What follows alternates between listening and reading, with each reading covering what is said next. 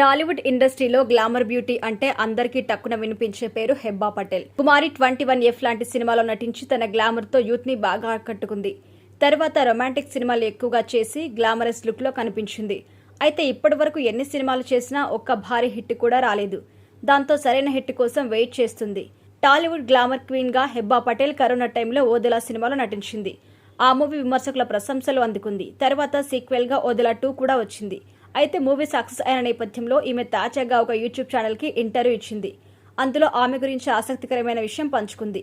ముఖ్యంగా glamorous roles చేయడానికి గల కారణం ఏంటో చెప్పింది.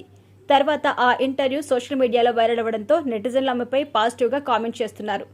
హెబ్బా పటేల్ టాలీవుడ్ ఇండస్ట్రీకి అలా ఎలా అనే మూవీతో ఎంట్రీ ఇచ్చింది. ఆ మూవీలో చాలా పద్ధతిగా కనిపిస్తుంది. తర్వాత వచ్చిన సినిమాలో గ్లామర్ గేట్లు ఎత్తివేసింది. కుమారి 21F సినిమాలో రొమాంటిక్ సీన్స్ లో కనిపించి బోల్డ్ బ్యూటీగా పేరు తెచ్చుకుంది.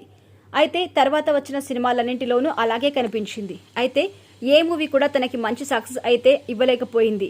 దాంతో ఆమె గ్లామర్ పాత్రలకి ఫుల్ స్టాప్ పెట్టేసి పాత్రకి ప్రాధాన్యత ఉన్న రోల్స్ చేసేందుకు ఆసక్తి కనబరిచింది. అలా ఓదెలా రైల్వే స్టేషన్ మూవీలో నటించింది. అయితే హెబ్బా పటేల్ గ్లామర్ రోల్స్ చేయడానికి గల కారణం అప్పట్లో ఆమె ఎదుర్కొన్న ఆర్థిక ఇబ్బందులు అని తాజాగా చెప్పింది.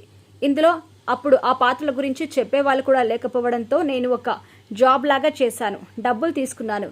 ఇప్పుడు నేను బాగా సెటిల్ అయ్యాను కాబట్టి ఇక మీదట పాత్రకి ప్రాధాన్యత ఉన్న రోల్స్ చేస్తాను అని హెబ్బా తెలిపింది. ప్రస్తుతం ఓదెలా 2 సక్సెస్ ని ఎంజాయ్ చేస్తున్న ఈమె త్వరలో మరో ప్రాజెక్టుతో ప్రేక్షకుల ముందుకు రాబోతోంది.